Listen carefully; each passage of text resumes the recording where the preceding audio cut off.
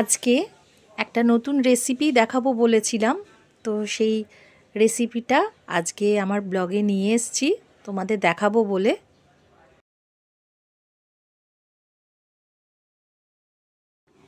Hello everyone, আমি আমার প্রাণের শহর কলকাতা থেকে রিমি বলছি।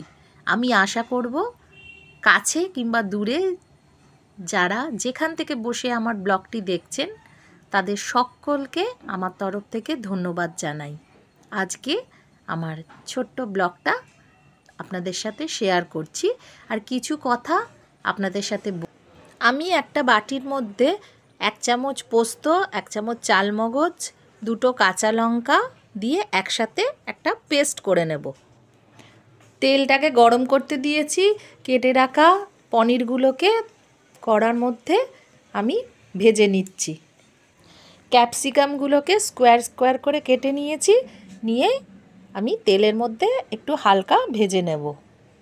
মিক্সির মধ্যে পোস্ত, চালমগজ আর কাঁচা লঙ্কাটাকে ভালো করে পেস্ট করে নিলাম।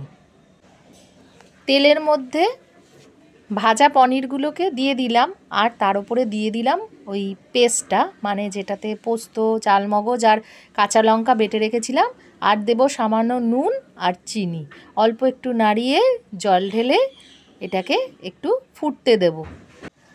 2টো কাঁচা লঙ্কা দিয়ে দেব জলের মধ্যে, আর এটা 10 মিনিট ফুটে গেলেই, একদম একটু মাখা মাখা হয়ে গেলেই রেডি হয়ে যাবে পনির। এটা নিরামিষ একটা পনিরের রেসিপি। এটা রুটি বা পরোটা অথবা ফ্রাইড রাইসের সাথে কিন্তু খুব সুন্দর লাগে। তোমরা অবশ্যই এটা ট্রাই করে দেখতে পারো।